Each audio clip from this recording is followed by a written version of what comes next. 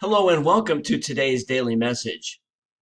On Wednesday of this week, I will begin a short two-part series on the prophetic role of the laity in the church today.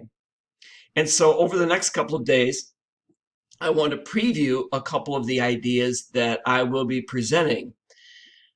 So today I want to talk about the prophets of the Old Testament and what characterized them.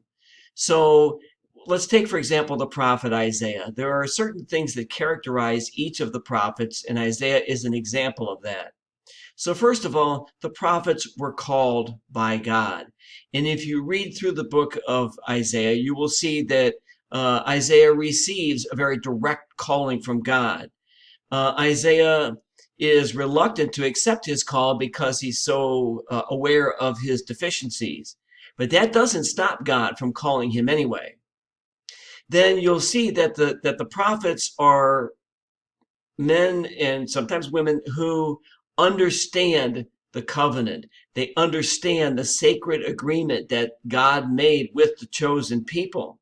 And in that covenant, in that sacred agreement, both the chosen people and God made certain promises to each other. The prophets understood those promises. Third, the prophets, like Isaiah, understood their own times. And they understood in particular that the chosen people were not living up to the terms of the covenant. In the case of Isaiah in particular, the chosen people were not living up to the promise that they had made to God to take care of the poor, the widows, and the orphans among them. So that's number three. Number four, the prophets called out the shortcomings of the chosen people. So Isaiah talked about how the chosen people were not taking care of the needy among them, and that therefore their worship was not pleasing to God.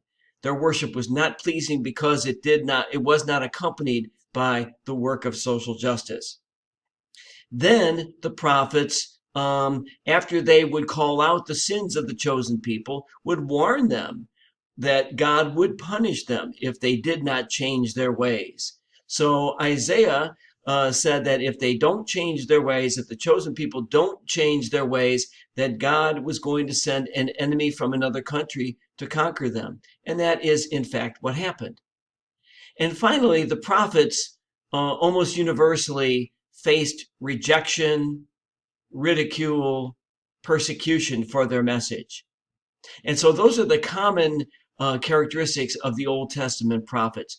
I will go through that once again on Wednesday when we begin our series on the prophetic role of the laity in the church.